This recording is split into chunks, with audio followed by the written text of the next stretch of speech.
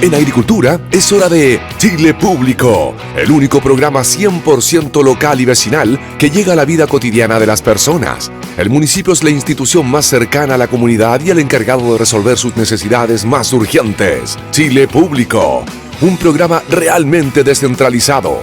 Conduce Jorge Andrés Pomar.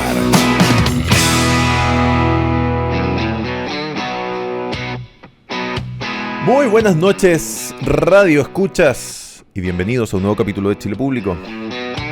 Este es Chile Público que hacemos con municipios por Chile.cl, noticias realmente descentralizadas. Este es Chile Público que hacemos con la nueva app de Radio Agricultura. La puedes descargar en Google Play y la puedes descargar en el Apple Store.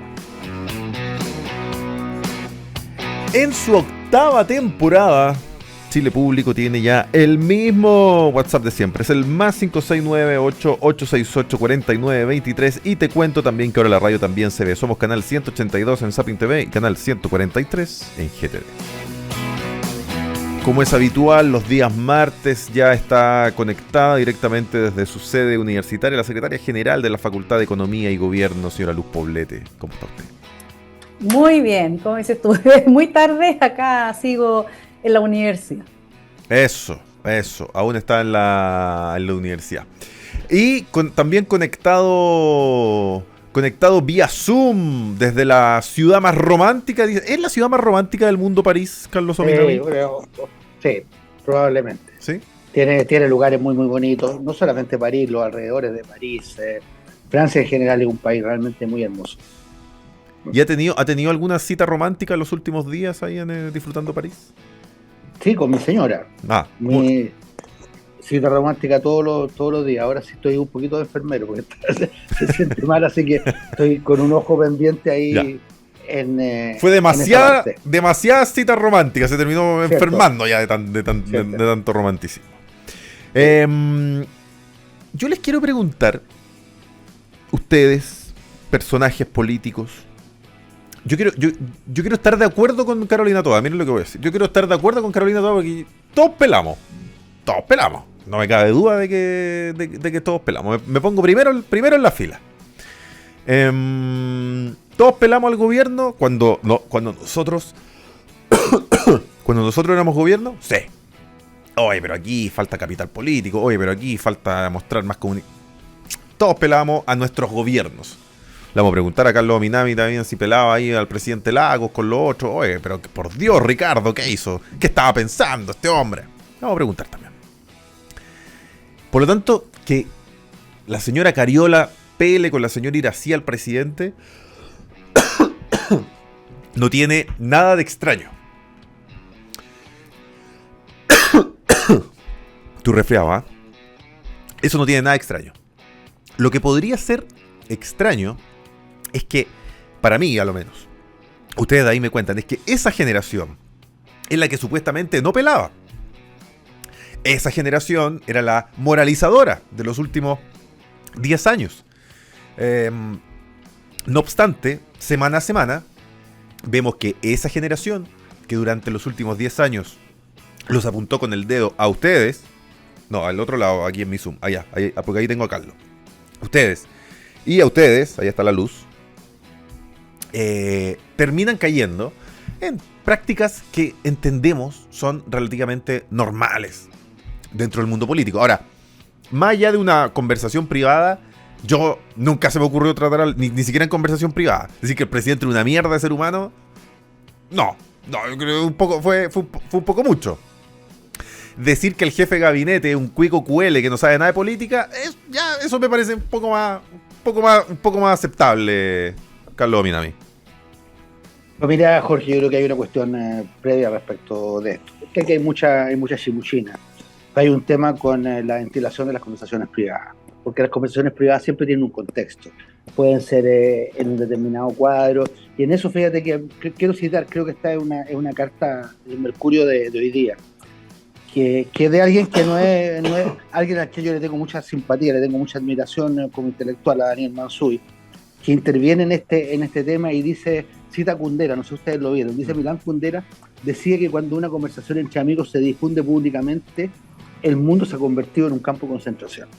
Yo creo en eso. Creo que no hagamos el juego, Jorge, de estar ventilando conversaciones que tienen un contexto que cualquiera puede afirmar y no deberían ser objeto de una interpretación muy sesuda, porque me parece a mí que son violatorias de la intimidad de las personas, se prestan para interpretaciones que no corresponden. Entonces esa es mi primera reacción, de decir, ¿sabes qué? Yo no me meto en esto porque eso son conversaciones privadas que yo no entiendo, no tengo idea cuál era el contexto en el cual se produjeron, de repente estaban bromeando, siempre las conversaciones tienen un tono también, uno no puede saberlas a propósito de la filtración, y entonces a mí me parece que aquí el juicio crítico, que hay que hacer el juicio crítico respecto a la fiscalía, de cómo conversaciones intercepción de conversaciones o el acceso a conversaciones que pueden tener un interés desde el punto de vista penal terminan transformándose en esto,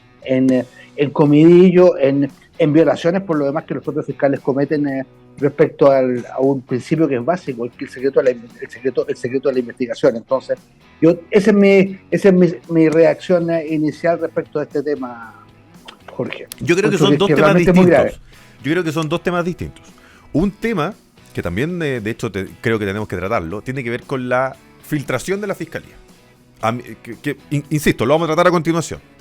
Me parece, en fin, ya lo vamos. Pero me parece que son dos temas distintos. Uno es la filtración de la fiscalía.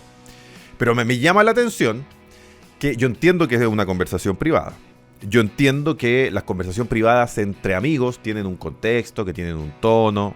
Todas esas cosas yo también insisto. Y de eso entiendo. no sabemos nada. Y de eso no sabemos nada. O sea, sabemos, sí sabemos. Ambas fueron a ofrecerle disculpas al presidente, porque bromeando no estaban. Estaban hablando en serio. Estaban haciendo un juicio político del jefe de gabinete. Dijeron, no sabe de política. Es un cuico cuele que no sabe de política. O sea, ahí hay no me parece una broma. Entonces, no es la intención hacer un escarnio público, porque no me cabe duda de que podemos ponernos a buscar y a bucear y vamos a encontrar conversaciones privadas desde los años 90 dentro de la chilena, dentro de la derecha chilena, empezando por la actual candidata de Chile Vamos, que probablemente sea proclamada este fin de semana por el partido de la señora Poblete. El famoso quiotazo en los 90, que vendían los cassettes en el Paseo Humada de Sebastián Piñera. Por lo tanto, esto va para los dos lados. Pero, objetiva, yo quiero ir a otra cosa. Yo quiero ir a que hay una conciencia de ese mundo, hay una conciencia básicamente del oficialismo respecto de que este gobierno es malo, respecto de que este gobierno es entreguista. Hay un juicio de ese mundo respecto de que este gobierno, no solamente a nosotros que nos declaramos oposición, no estuvo a la altura de ellos tampoco estuvo. Entonces, más que el pelambre, me interesa ese juicio. Así como ustedes en los 90, no sé, lo hicieron público con el famoso intercambio epistolar en el Mercurio entre lo autoflagelante y lo autocomplaciente dentro del mundo de la concertación. Claramente en otro tono, mucho más a lo mejor intelectual, que lo que pudimos ver de lo coloquial de este WhatsApp. Pero esa es la pregunta, Carlos. Esa es la pregunta. En eso yo te la respondo, pero ahí me desentiendo completamente de la discusión de la transmisión de estos contenidos del WhatsApp, porque creo que este es un gobierno que debe ser objeto de una crítica, y es un gobierno que ha tenido muchos problemas. Yo comparto de que si uno hace una evaluación de este gobierno respecto a lo que eran sus promesas fundacionales, de grandes reformas estructurales, reformas profundas, y lo que ha logrado hacer, es un gobierno que está al debe, sin lugar a dudas que está muy al debe. Y lo que hoy día constituye una cierta fortaleza del gobierno es la normalización, que no era su proyecto inicial. Entonces, desde ese punto de vista, yo comparto un juicio crítico respecto de lo que fueron las definiciones iniciales de este gobierno, y te lo he dicho, además lo he dicho tantas veces, producto de errores gravísimos que se cometieron desde el principio: no haber constituido una sola coalición, haber depositado toda la realización de su programa en una asamblea que estaba completamente descaminada, que estaba descarriada, respecto a la cual hubo falta de conducción. Yo respecto de eso admito la mayor severidad respecto de la crítica de este gobierno. Ahora valoro que haya tenido de todas maneras la capacidad de rectificar, y que hoy día el presidente sienta que ha logrado normalizar el país. Desde ese punto de vista también hay un progreso, Respecto, por ejemplo, a la situación económica, que es una situación económica donde toda la economía está descuadrada, un déficit gigantesco, el gobierno con una inflación también bastante desatada. Entonces, hay cosas que tienen que ver con la normalización, pero desde el punto de vista del diseño inicial de este gobierno, el balance es claramente negativo, no cabe la menor duda. Pero para eso no hay que referirse, no es necesario referirse al WhatsApp entre la señora Irací y Carol Cariola. Creo que pongamos las cosas en su justo lugar, el debate político, hagámoslo, sin lugar a dudas. Es que no se me ocurre un ejemplo más elocuente que una conversación entre dos personas tan comprometidas, en teoría, con el gobierno, que hagan un juicio tan duro de ese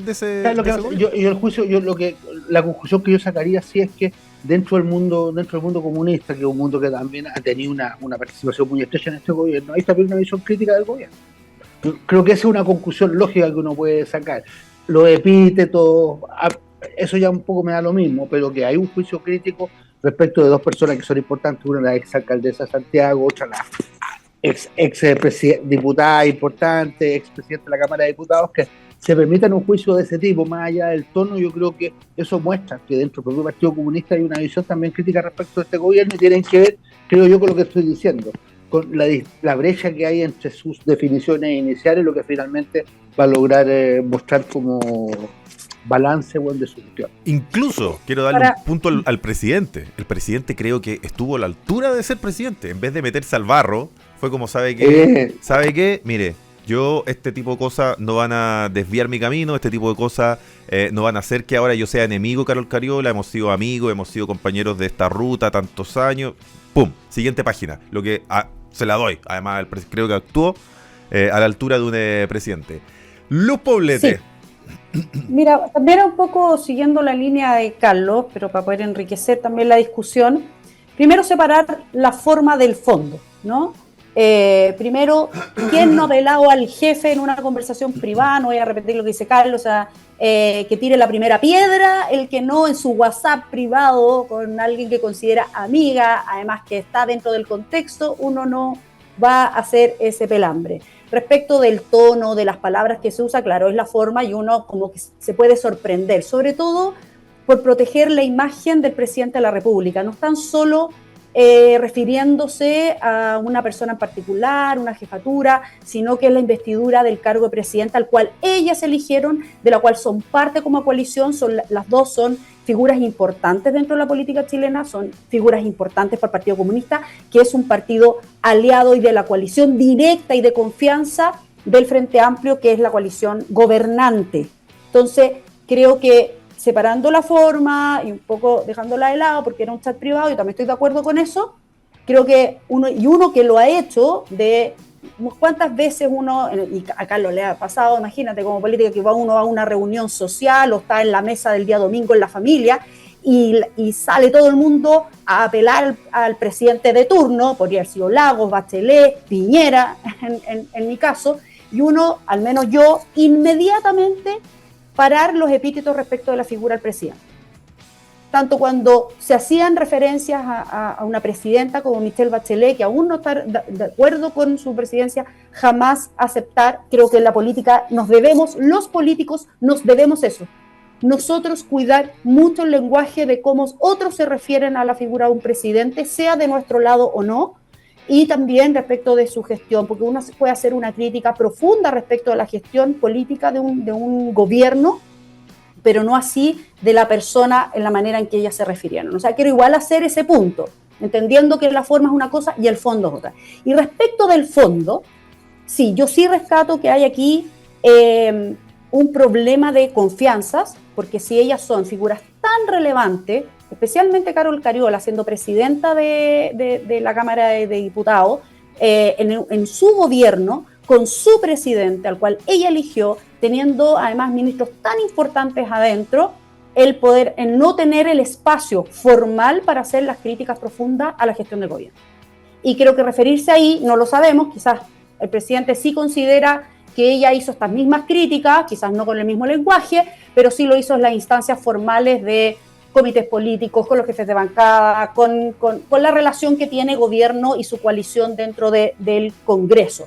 pero además ha sido una coalición que se ha jactado de superioridad moral y que por lo tanto trabaja en equipo. Y lo que uno ve desde la derecha muchas veces con envidia, ¿verdad?, es lo disciplinado, lo alineado, lo apoyador, la capacidad de estar todos detrás, aunque esté la pelotera, pero estar todos detrás, y de repente uno escucha esto y como que te mueve el piso, ¿no? De decir, pucha, ¿dónde estuvieron las instancias para poder hacer esa crítica directa, con respeto, pero formal, frontal, como muchas veces la recibió el presidente Piñera, cosa que yo escuché, vi, y que aunque uno se espantara, bueno, era con frontal, a veces uno se enteraba por la prensa, pero esos comités políticos a veces ardía Troya, ¿no? Entre los distintos presidentes de los partidos o las bancadas, y eso no es fácil. Además, en un gobierno que partió muy desalineado dentro del Congreso. Recuerden que el primer año, además de lo que decía Carlos, de que estaban muy dependientes del desarrollo de su programa a partir de lo que pasara con el primer proceso constituyente,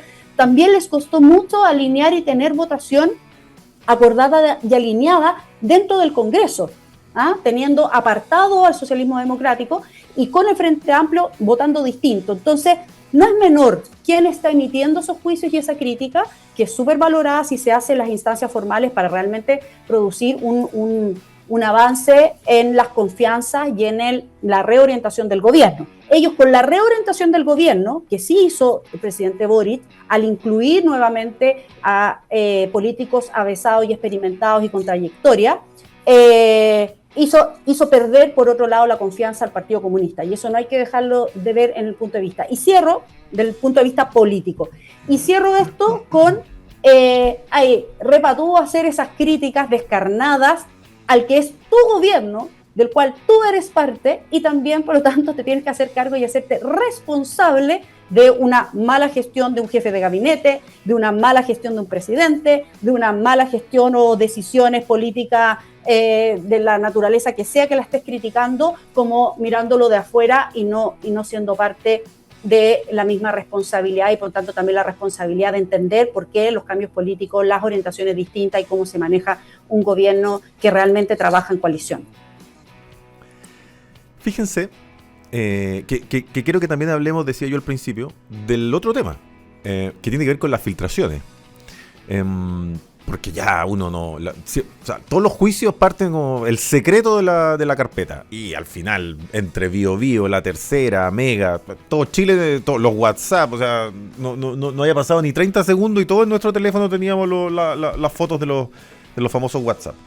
Entonces, uno se empieza ya a preguntar si esto...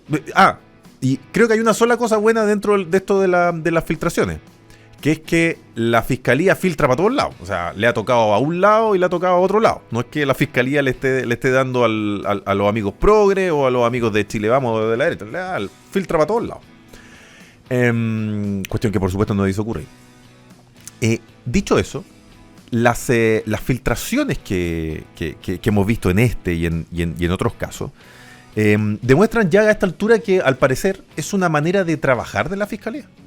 Es que no se entiende sino de otra manera. Yo lo he contado otras veces, que no puedo decir la fuente, pero yo he conversado con fiscales y ellos me dicen que efectivamente una manera importante de aportar al juicio, ¿no es cierto?, a buscar mejores condenas, tiene que ver con un juicio público y tiene que ver con un juicio mediático y con meterle presión a ese juez que le toca decidir. Y que la única manera de hacerlo es filtrando.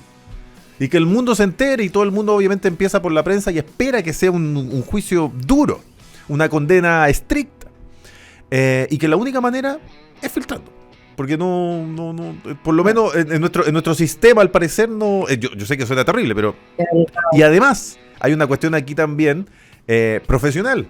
Me dicen, fiscal que no sale en la tele no llega a ser fiscal regional. Fiscal que no sale en la tele no asciende en la carrera. Insisto, no estoy diciendo que esté bien, estoy constatando un hecho únicamente. No, yo creo, Jorge, tú estás describiendo muy bien lo que pasa. Y esto es extremadamente grave. Que un fiscal entienda que tiene que cometer delito porque viola el secreto del sumario para los efectos que sus investigaciones puedan desarrollarse, me parece a mí que es extremadamente grave. Aquí, ¿qué es lo que ocurre? Si esto está teorizado. Hay que crear un ambiente de opinión pública, hay que en el fondo presionar a los jueces que tienen que resolver respecto a las decisiones que toma el persecutor, que es el fiscal, y para eso hay que echar la opinión pública encima y ponerle todo el color posible. Eso es un atentado flagrante a la presunción de inocencia, porque la persona que es objeto de ese tipo de procedimiento no tiene ninguna posibilidad de defenderse, ni una. El juicio se hace por los medios y en donde ahí el fiscal es finalmente juez y parte, porque él es el que determina qué es lo que se le entrega, qué información se entrega, qué información se filtra, cómo se filtra, y eso me parece a mí que es extremadamente grave, y es extremadamente grave que la Fiscalía, que el Ministerio Público no haya podido ponerle coto a esto. Esto ya viene desarrollándose hace mucho tiempo. Hace mucho tiempo, y efectivamente esto corre para todos los lados. Nadie está libre de que pueda ocurrirle algo de este tipo, pero a mí me parece extremadamente grave que los fiscales cometan delitos en sus investigaciones, que violen groseramente la presunción de inocencia, poniendo a una persona que puede ser perfectamente inocente frente a un juicio público respecto al cual no tiene cómo defenderse. Entonces, yo espero ya que esta vez el fiscal nacional pueda tomar cartas en el asunto, porque es demasiado grave. Finalmente lo que se atenta aquí en contra del prestigio de la justicia. Si los fiscales para investigar cometen delitos, bueno, ¿qué queda para los delincuentes? Tal cual. Total. No puedo estar más de acuerdo con Carlos, que lo encuentro gravísimo, porque yo creo que también es una confirmación de lo que está pasando con todas las instituciones. Y hay un poder del Estado, que es el Poder Judicial, que también está en este lodo de que cada uno puede hacer lo que quiera, puede interpretar respecto de la justicia y del debido proceso, porque ese ser humano, bien o mal, tiene el derecho a la presunción de inocencia, tiene derecho de un debido proceso, y por lo tanto la condena social y o política puede perjudicarlo para el resto de su vida, aun cuando salga inocente del caso, porque se filtran otras cosas que no tienen que ver con la materialidad o con los argumentos que requiere un juicio en particular.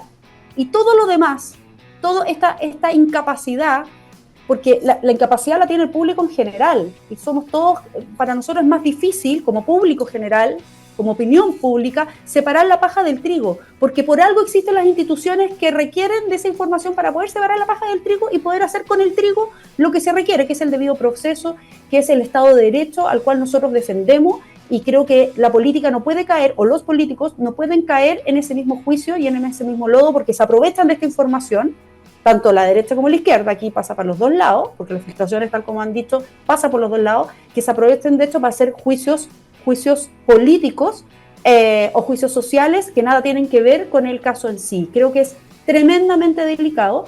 Creo que el fiscal o la misma justicia como institución, como poder del Estado, debe tener una... ¿Cómo va a ser posible que no exista la sanción a la filtración? Porque al fondo es un delito, como decía Carlos, al secreto de sumario.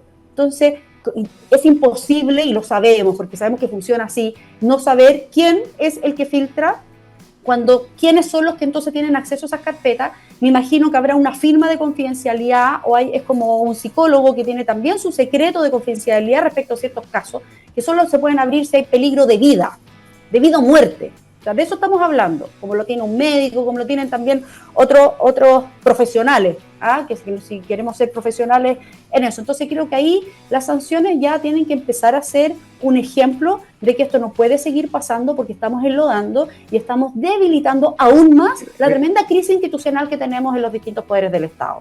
Mira, yo quiero volver a insistir sobre esto. Creo que es muy interesante, una carta muy pequeña, esta la de ¿cómo se llama?, de Mansuy, respecto, citando a Kundera, donde dice, claro, que por un lado es como un campo de concentración cuando tú no puedes hablar, porque finalmente es parte de la libertad. O sea, aquí vamos a llegar a una sociedad en donde cualquier cosa cualquier conversación se puede grabar, y posteriormente cualquier conversación se puede hacer pública.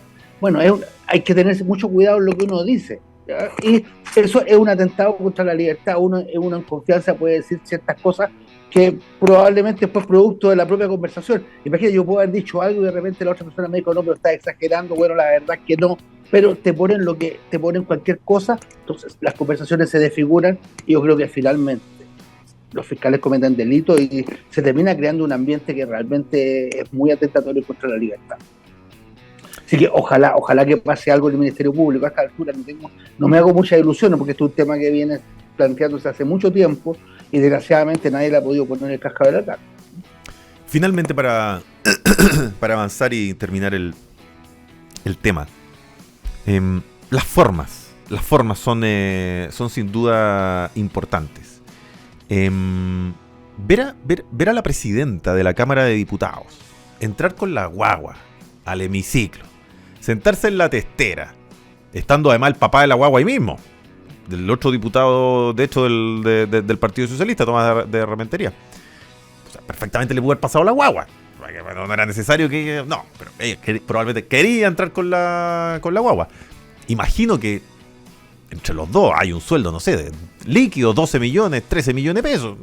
No creo que falte plata para que alguien les pudiese ver la guaguita.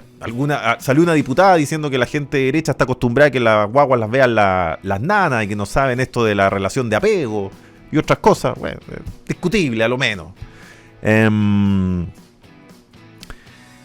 Algún familiar, no tengo idea. Entonces, a mí me queda además la impresión de que ella termina haciendo un show con la pobre guagua entre medio. Un show mediático, político, victimizándose respecto a lo que había ocurrido. Hay mucha gente que nos escribió, cuando yo en otro día dije algo parecido, porque creía que la PDI la había allanado mientras ella estaba dando a luz. Literal, así saliendo la guagua. Y hay mucha gente que cree que fue así. Y la diputada estaba en la clínica, y el allanamiento, por supuesto, fue en la casa, en el departamento. No fue que la PDI llegó mientras literalmente estaba dando a luz. Como también ha quedado para mucha gente dice, no, pero si, ¿cómo la van a allanar si estaba dando? Pero si no fueron inmuebles distintos, dando a luz y el famoso allanamiento. Y después, además de episodios como el del diputado Ojeda, donde supuestamente, una cuestión que además es impresentable, que nadie cree, que el hijo de 3 años terminó destruyendo un iPhone a punta de patadas, combo y un cincel, imagino. Y claro, perdemos la oportunidad o la Fiscalía o la PDI pierde la oportunidad de saber y rescatar más información. Es probable que... De hecho, en los chats que se recuperan habían chats borrados. Yo tampoco voy a hacer el niño pecho, si yo también borro chats que a veces no quiero que continúen en mi teléfono, pero claro, cuando uno los borra es porque no quiere que se sepan. Entonces yo creo que también habían antecedentes para llevar adelante esa no sé, operación, allanamiento, acción. No tengo idea, Carlos. Pero parte, Jorge, por el principio, una vez más, es un despropósito también de la PDI del mismo día que la Carol Cariola está dando a luz hacer este tipo de procedimientos. Es cierto, no fue en la clínica, pero creo que fue también un cierto despropósito. Y de ahí para adelante, bueno, todo como que se explica, pero yo la verdad creo que en verdad es parte como del anecdotario. A mí lo que me parece central es lo que estábamos conversando recién. La forma como se investiga en nuestro país, cómo los fiscales cometen delito y cómo se atenta a escuchar la libertad de las personas. Luz, ¿usted sí, va a ir con los mellizos, con los gemelos ahí a la... Muy belleza, no. De marraco, esos bailones ya no. Lo llevo de guardaespaldas, Jorge, a esta altura. Así, ¿ah? No, pero hablando bien en serio, en su momento empaticé, obviamente yo soy madre, uno sabe lo sensible que es el momento además del nacimiento de tu primer hijo, o sea, no puedo no empatizar con eso, pero eso no quita, yo entiendo el fiscal que como que dio la orden, tampoco sabía el día exacto, o sea, aquí se atribuye dolo a algo que fue un despropósito o una mala coordinación, me imagino que sabían que estaba embarazada, o sea, yo desconozco, lo digo bien sinceramente, porque tampoco quiero decir palabras que después haya comprobado lo contrario, pero lo que entiendo es que fue una mala casualidad, o sea, el proceso ya estaba, iba a ser, de alguna manera u otra, no sé si con una mujer embarazada, cuándo es el momento, porque efectivamente los 9 meses son complejos, siempre, porque es un momento muy sensible, muy de uno, obviamente dando a luz también lo es, posterior a eso, los primeros 6 meses, o sea, ¿cuándo es el momento? Ahora, que fue una mala casualidad, entendiendo que no había dolo de ir exactamente ese mismo día, porque ahí ya estamos hablando de otra cosa, pero yo tiendo a creerle, al menos al cargo, que salió a explicar y decir, sí, aquí somos todos iguales ante la ley, este es un procedimiento que ya te estaba fijado, y no sé si pidió disculpas, pero al menos se entendió así, de que lata de que hubiese coincidido con ese día, que en realidad no era la intencionalidad de que fuera así de brusco. Despejado eso, que ella está en todo su derecho a encontrarlo terrible y descriteriado y lo que sea, con lo cual empatizo porque es un momento sensible, creo que ella hace una escalada también, una escalada al decir voy a llevar esto a la Corte Interamericana de Derechos Humanos, de sentarse en la testera con la guagua, ¿te fijas? O sea, es una escalada un poco también para desviar el tema de fondo, que es, bueno, estamos recién discutiendo respecto de los procedimientos un poco que no se están dando con la prolijidad y la rigurosidad y la seriedad que amerita un proceso judicial para cualquier persona. Y yo voy a defender siempre la libertad de eso, el debido proceso de cualquier persona, por muy distinto que piense a mí, hasta que no se compruebe lo contrario, porque eso le da seriedad a nuestras instituciones y a los procesos, Jorge, que yo creo que ese es el tema de fondo. Antes de irme a comerciales, únicamente preguntarle a Carlos por la unidad socialista que se impuso en la elección interna del PS este fin de semana, ratificando a Bodanovich como la presidenta, Camilo Escalón, el secretario general. También, no sé, ¿era la lista suya? ¿Quedó conforme con la elección?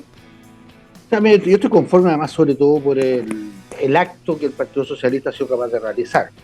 Votaron, hasta donde entiendo, 17.000 personas, lo que en el cuadro partidario hoy día actual es una cantidad enorme. Si uno compara, por ejemplo, con las votaciones respecto de otros partidos, el Partido Socialista la verdad que sale muy, muy bien parado. Vi por ahí que en el caso del Partido Comunista votaron alrededor de 5.000 personas de manera presidencial. En el caso del Frente Amplio, luego de la agrupación de un conjunto de fuerzas, de manera digital votaron 12.000 personas. Y vi también por ahí que en el caso de la Democracia Cristiana, de manera virtual, votaron menos de 3.000 personas. Entonces, una votación del Partido Socialista presencial con 16, 17.000 personas, me parece a mí que muestra la vitalidad de un partido y que tiene todas las condiciones como para aspirar a ser la principal fuerza progresista del país. Dicho eso, señor Lucho Fraile, hacemos pausa en Chile Público y ya volvemos con más.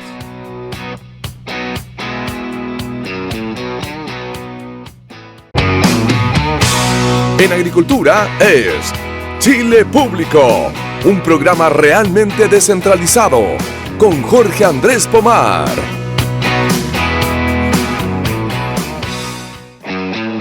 Municipios por Chile, noticias realmente descentralizadas. Municipios-por-chile.cl, el único diario digital de noticias 100% locales, 100% municipales.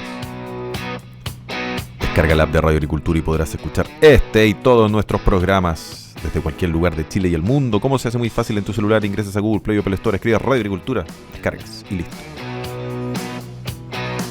Luz Poblete, secretaria general de la Facultad de Economía y Gobierno de la Universidad de San Sebastián. También Carlos Ominami, un varón del socialismo chileno. Hoy día, por supuesto, conversan juntos aquí en Chile Público. En materia presidencial, ayer lunes, Luz Poblete estuvo aquí sentado a mi derecha Rodolfo Carter, pataleando porque todavía no tiene definición de la primaria interna de Chile Vamos. Él dice, tía Evelyn no quiere que yo vaya a la primaria con ella. Y en algún momento me dice, yo sé que van a venir a tocar la puerta. Oye, ya, mañana hay que ir a inscribirse a la primaria. Y ese día yo no voy a estar disponible. ¿Por qué ha costado tanto poder armar esta primaria? Tomando en cuenta que claramente hay una candidata potente que va primero en la encuesta. Ayer Rodolfo decía, yo veo a Evelyn Matei con el mismo fenómeno de Lavín. Un candidato que ojo, además Rodolfo fue jefe de campaña en esa ocasión de Joaquín Lavín.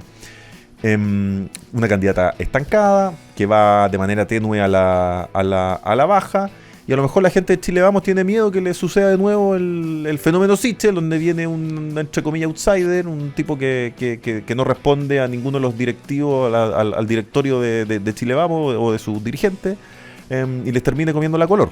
Textual dijo, y les termine comiendo la color. Mira, a modo de como de análisis, lo que yo puedo ver es que esto no se trata de una primaria, o la intención al menos de, en este caso, la candidata que va primera en las encuestas, más allá de los fenómenos que van surgiendo, esto ya nosotros vamos teniendo experiencia, ¿no? En los dos últimos periodos presidenciales, especialmente el último, y con todos los procesos políticos que hemos vivido, estamos en plena transformación respecto de tratar de analizar al tipo de votante. Carlos siempre hace referencia a eso, de este votante que oscila, ¿verdad? Y no de manera, y lo digo como desde mi profesión, no de manera esquizofrénica, les diré, ni bipolar. Es porque es un votante mucho más exigente respecto de lo que espera de sus representantes, ¿no? Y lo ha demostrado también a propósito de los procesos constituyentes.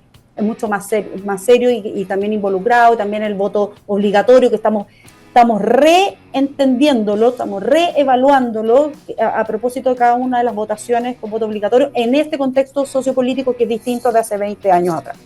Dicho esto, creo que las primarias son un tremendo mecanismo para medir fuerzas y para medir fuerzas de unidad, sobre todo, de poder llegar a una primera vuelta. Y creo que eso lo vivió la izquierda la vez pasada al no hacer una primaria como legal, seria con todo, y lo hemos analizado acá con el mismo Carlos.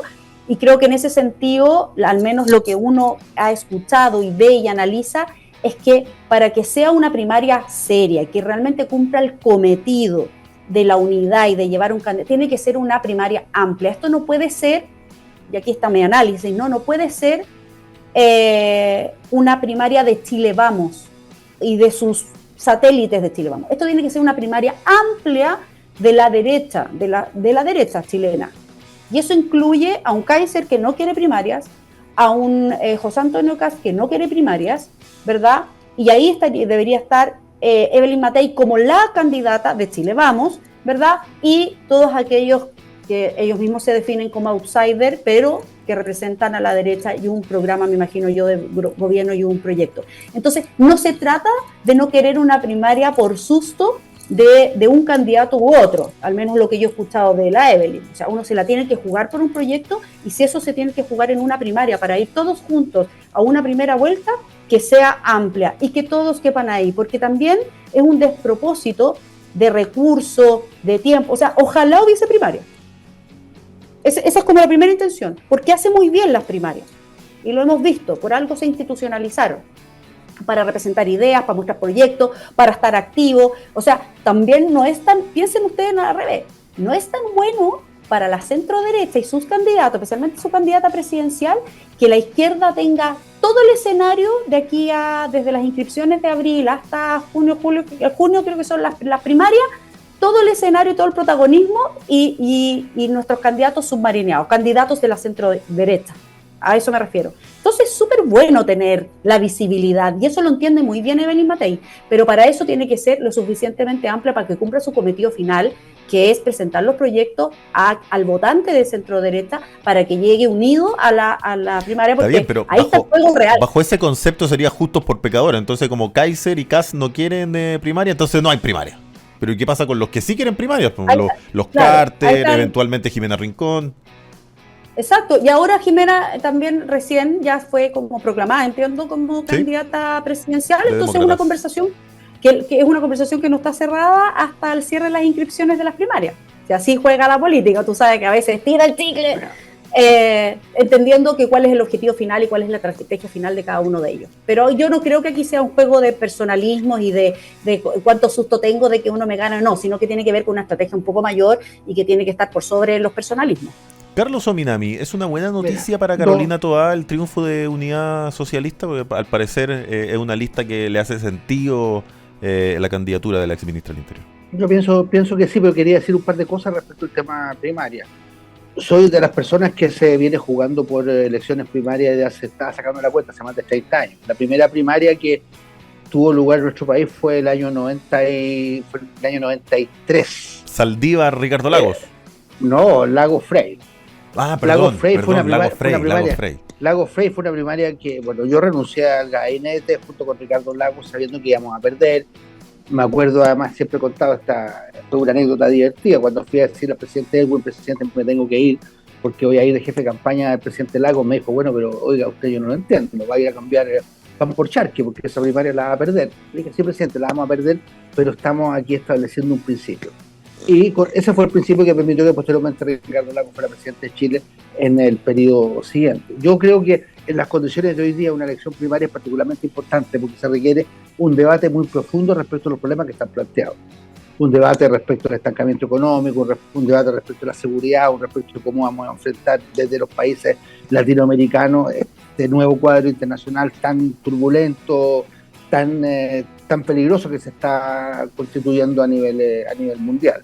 Entonces creo que en esto la centroizquierda tiene una ventaja y la derecha está con un problema serio. Yo creo que Lula lo reconoce, que probablemente van a haber unos meses donde las candidaturas de la derecha van a estar vegetando frente a lo que yo espero pueda ser un gran debate que protagonice la centroizquierda con todos sus mejores candidatos y candidatas para poder finalmente elegir hacia finales de junio en quién pueda representar a este mundo en esa elección presidencial. Por eso que sigo pensando que es una elección presidencial que está todavía abierta, que Carolina Toá y que otras personas que puedan presentarse pueden equiparar la situación respecto a una candidata como Evelyn Matei, que francamente es una candidata que está estancada y está realmente amenazada por las posiciones más de extrema derecha que la están llevando a una cosa que es bien complicada, que es correrse más para la derecha. Cuando yo veo las declaraciones de Evelyn Matei diciendo, mire, yo la verdad es que estaba en contra de la pena de muerte y legitimando ese tipo de debate, creo que está en un cuadro en un momento bien delicado de su candidatura. ¿Quién debiese estar en las primarias del socialismo democrático, entendiendo que no hay agua en la piscina, Carlos, para una gran primaria desde la democracia cristiana hasta el Partido Comunista? Eso ya no va a ocurrir, ese avión no va a salir a volar. La democracia cristiana dijo, yo voy a las primarias, pero sin el PC, sin demócrata y sin amarillo. Esa es la condición.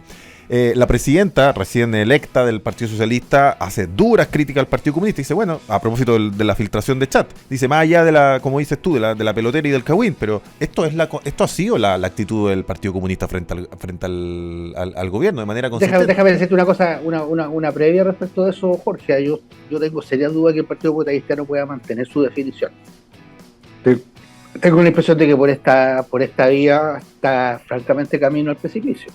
O sea, la candidatura, yo tengo mucho respeto por el diputado Undurraga, pero creo que él puede ya terminar en una condición mucho más difícil de la que terminó Jimena Rincón. No nos olvidemos que Jimena Rincón ganó una primaria con más participación de la que ha consagrado a Undurraga como candidato a diputado, y finalmente el propio Partido Comunista Cristiano terminó cambiando esa candidatura. Yo francamente creo que en el caso del Partido Comunista Cristiano van a pasar cosas porque la definición que están tomando me parece a mí que los puede conducir francamente al precipicio.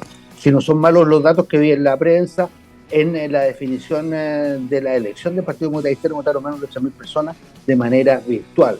Eso ya no tiene nada que ver con el gran Partido Comunista Cristiano que históricamente conocido en nuestro país. Entonces, creo que todavía hay cosas por ver. A mí me parece que el Partido Comunista tendrá que ver quién resuelve. Puede ser la ministra Jara, que es una persona que creo que ha generado también una simpatía importante a nivel nacional. El Frente Amplio ahí está dudando de quién presente. A mí me parecería bueno, ojalá, no tengo idea si esto será posible o no, que alguien como Claudio Rego también pudiera participar en una elección primaria, con lo cual ya las cosas se van entonando y se puede ir generando algo bastante atractivo, pero que sobre todo pueda ser el espacio a partir del cual se hagan discusiones relevantes en el país. Ahora, ¿te hace sentido la candidatura de Carolina Toá? Parece que hacia allá se encamina el PS. A mí me hace sentido. Creo que Carolina es una persona súper preparada, la conozco yo hace más de 30 años. Creo que es valiente también, porque es cierto que toma esta nueva una candidatura que esté arriba, es una candidatura que parte desde abajo y hay que hacer un tremendo esfuerzo, pero creo que ella está en condiciones de hacerlo. Creo que la centroizquierda tiene el tonelaje, tiene todavía la fuerza como para poder generar una candidatura que sea claramente competitiva. Y reitero, yo tengo dudas de lo que va a pasar con Chile Vamos, una candidatura que va perdiendo velocidad y que en una de estas, si terminan juntándose en una sola opción presidencial Kast con Kaiser, de repente terminan dejando a Evelyn Matei fuera de la segunda vuelta.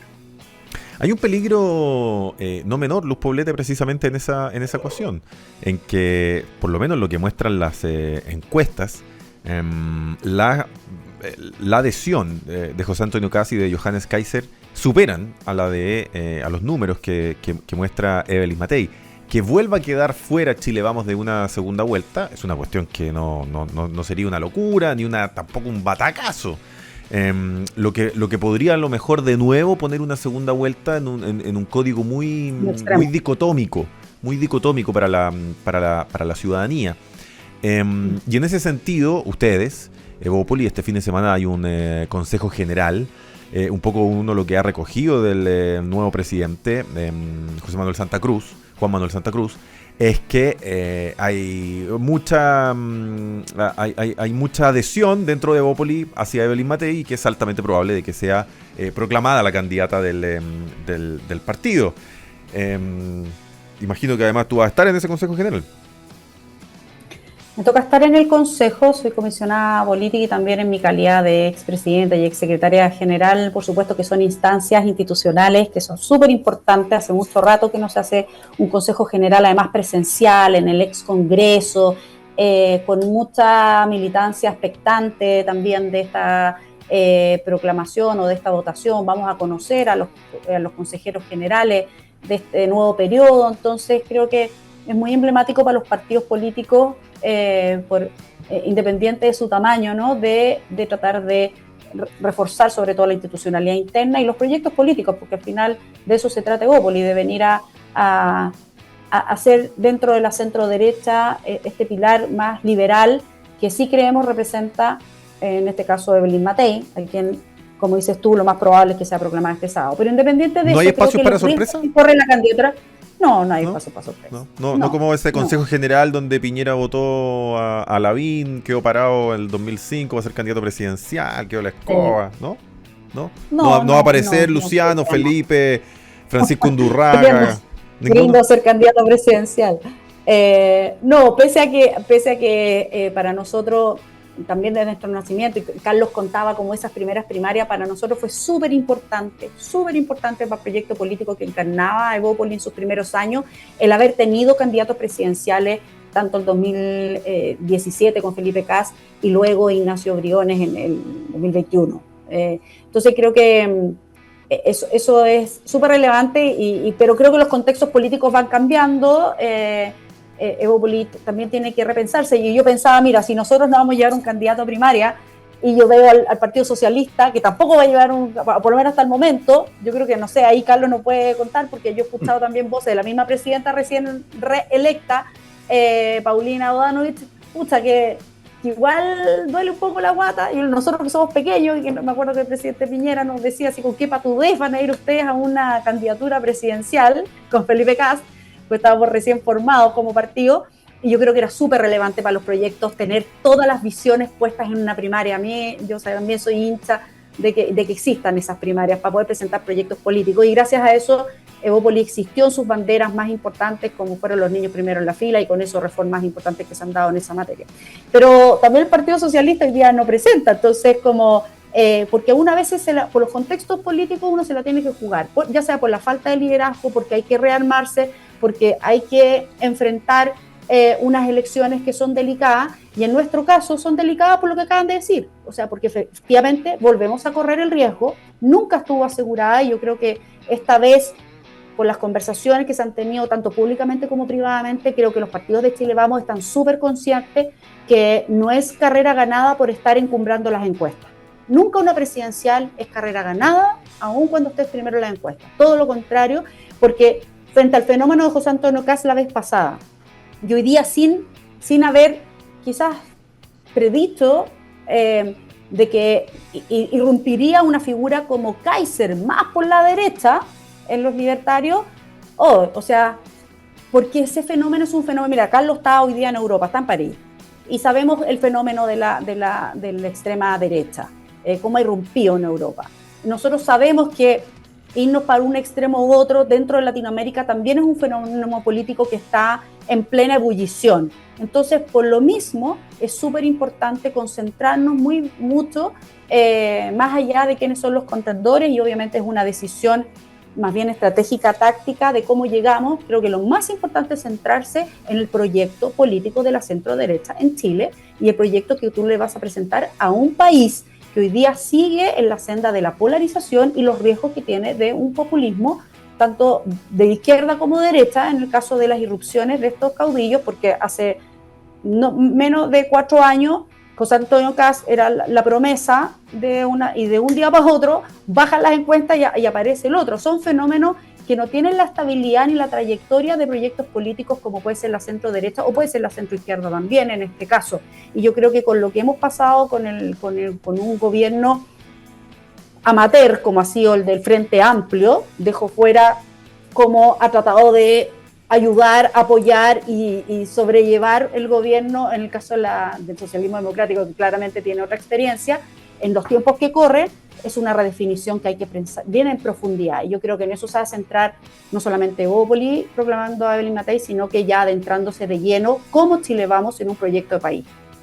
Finalmente, estas definiciones de primaria, Carlos y Luz, van a además iluminar mucho lo que van a ser las listas parlamentarias.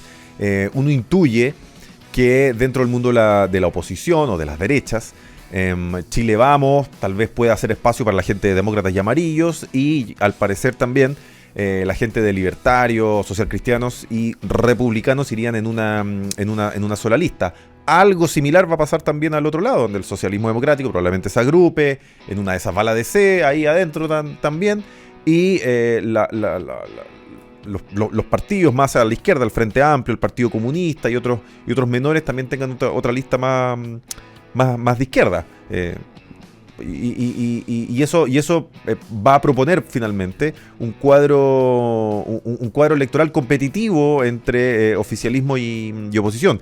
Que alguna de ellas logre llegar a una sola lista, lo que por supuesto podría optimizar el resultado electoral, se ve muy, muy, muy difícil en cualquiera de los dos mundos.